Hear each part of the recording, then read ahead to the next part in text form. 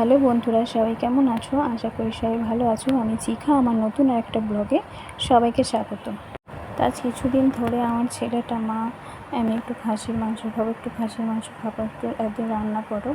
তাই অনেক দিন পর আজকে আমাদের বাড়িতে খাসির মাংস রান্না হচ্ছে। তো যেহেতু আর ছেলেটা আবদার করেছে তাই এটা হচ্ছে।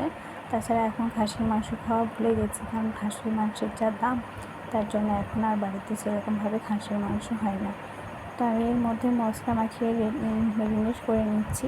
তো দেখো, এদিকে আজকে আমাদের বৃষ্টি হচ্ছে, এখনও হচ্ছে, মাঝে মধ্যে টিপটিপ করে পড়ছে। তো দেখো, তোমাদেরকে দেখাচ্ছি।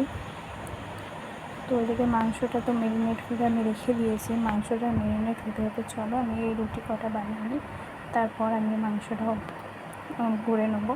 কারণ রুটিটা করার পর মাংসটা করলে মাংসটা গরম থাকবে আর রুটিটাও ঠিকঠাক থাকবে। তো চলো, এদিকে রুটি দেখো গোল গোল হয়েছে আমার কাছে। চলো, এদিকে মাংসের আলুটা কেটে নিয়েছি। তো এখন ভালো করে মাংসের আলুটা ভেজে নেবো। ভাজার পর তুলে নিয়ে তারপর মাংসটা রান্না করবো। আর মাংসের মধ্যে যেহেতু আমি এখনও অবধি নুন হলুদ মেশাইনি বা নুন হলুদ দিয়ে ম্যারিনেট করে রাখিনি, শুধু কাঁচা মশলাটাই দিয়ে রেখেছি।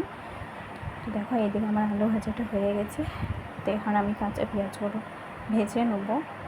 আর এদিকে দেখো, আমার ছেলেটা ভিডিওটা করে দিচ্ছে। এই ভিডিওটা করতে করতে বেচারার হাতে একটু তেল ফুটে পেয়ে গেছে। তো চলো মাংসটা বানিয়ে নিই।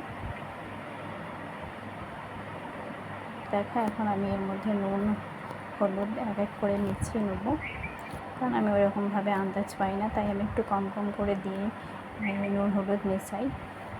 তো দেখো, মাংসটা এখন আমি কষতে শুরু করে দিয়েছি। দেখো, মাংসটা এখনও ঠিকঠাক মতন কষা হয়নি, তার মধ্যেও দেখো মাংসের কী দারুণ কালার চলে এসেছে। দেখো, কালারটা তোমরা কতটা বুঝতে পারছো আমি জানি না। তো আজকে রাতে আমাদের বাড়িতে যে খাসির মাংস আর রুটি, তো যে আমার পুরোপুরিভাবে কষানো হয়ে গেছে। এর মধ্যে এখন আমি 4টে সিটি দিয়ে নামিয়ে নেবো। তো সবাইকে শুভরাত্রি, সবাই ভালো থাকবেন, সুস্থ থাকবেন, সবাইকে টাটা।